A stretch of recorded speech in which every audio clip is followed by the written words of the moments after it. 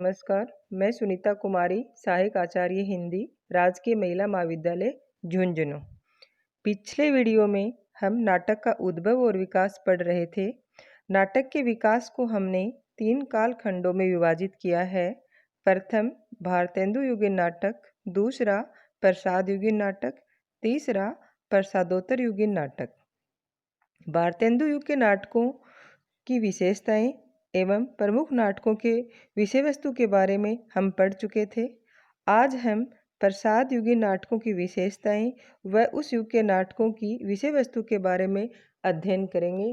भारतेंदु जी ने हिंदी नाट्य साहित्य को जो साहित्यिक भूमिका प्रदान की, उसे कालांतर में जयशंकर प्रसाद ने पल्लवित किया। हिंदी नाट्य क्षेत्र में प्रसाद जी का आगमन युगांतर प्रस्तुत करता है।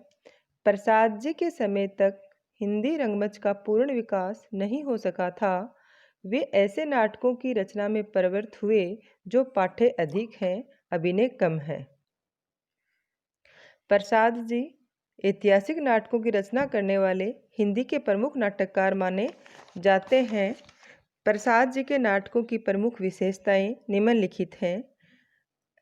उनके नाटक में अतीत के गौरव का गुणगान किया गया है, राष्ट्रीयता की भावना उत्पन्न करना, अतीत के पट पर वर्तमान का चित्रण करना, इतिहास व कल्पना का समन्वय करना, भारतीय एवं पाश्चात्य कला का संतुलित समन्वय करना आदि उनके नाटकों की प्रमुख विशेषताएं मानी जाती हैं। प्रसाद जी ने अपने नाटकों के विषय बौद्ध काल, मौर्य काल एवं गुप्त काल से चुने हैं, जो भारतीय इतिहास का स्वर्ण युग माना जाता है। प्रसाद जी ने कुल मिलाकर 7 ऐतिहासिक नाटकों की रचना की।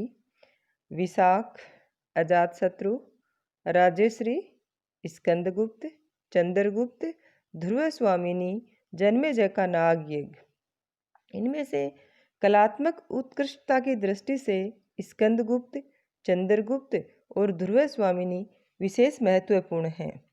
ध्रुव स्वामिनी में प्रसाद जी ने नारी समस्या को प्रस्तुत किया।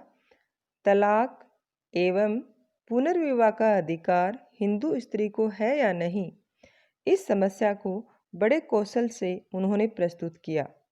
प्रसाद जी ने अपने ऐतिहासिक नाटकों की भूमिका में नाटक की कथा वस्तु के ऐतिहासिक स्रोतों तथा अन्य विवरणों का विस्तार से प्रकाश डाला। नाट्य शिल्प की दृष्टि से प्रसाद जी के नाटक बेजोड़ हैं। उनमें भारतीय एवं पाश्चात्य नाट्य कला का संतुलित समन्वय हुआ है।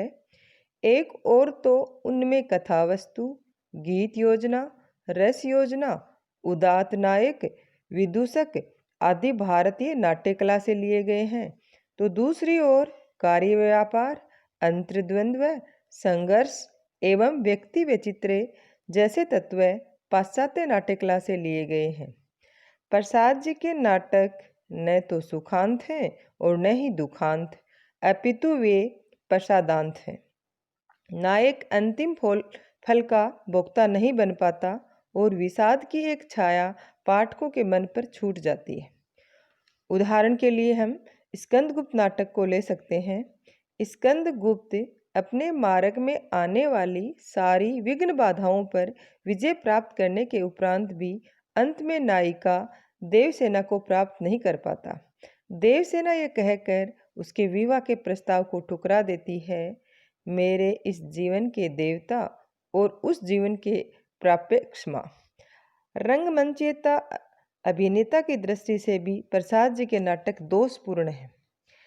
विस्तृत एवं विश्रृंखलित कथानक है, दृश्यों की बहुलता है, लंबे लंबे स्वगत कथनों, दार्शनिक उक्तियों एवं संस्कृत गर्भित लाक्षणिक भाषा उनके नाटकों की अभिनेता में बाधक है।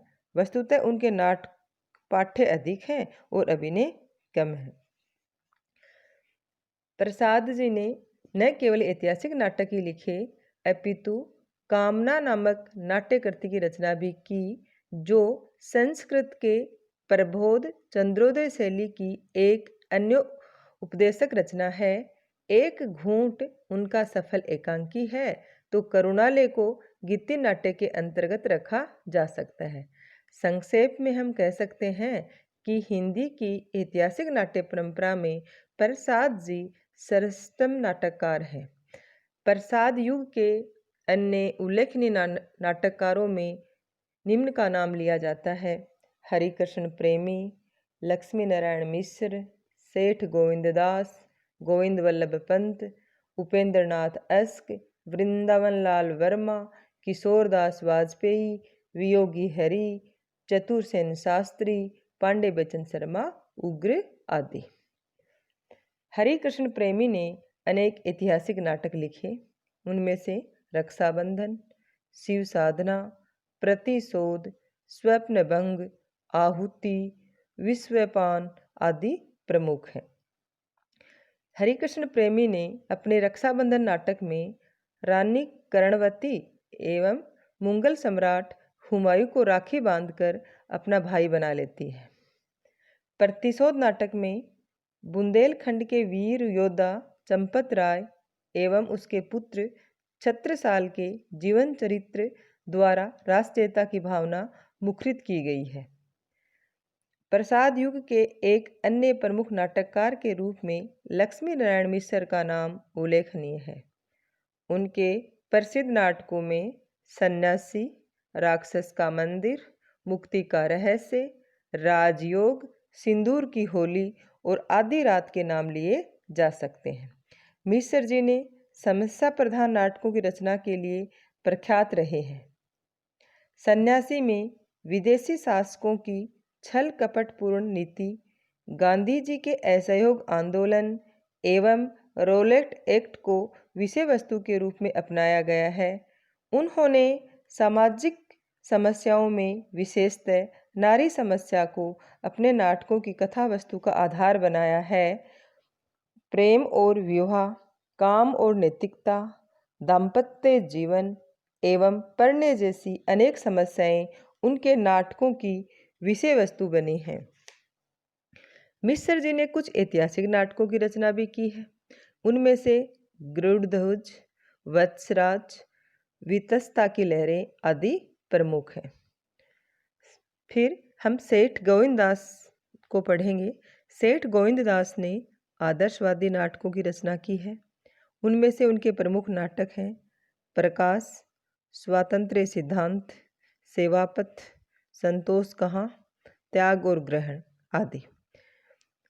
गोविंददास जी ने हर्ष, कुलीनता, शशिगुप्त, अशोक, शेरशाह, कर्तव्य, करण आदि अनेक ऐतिहासिक एवं पौराणिक नाटकों की कोटि में आने वाले नाटक भी लिखे हैं।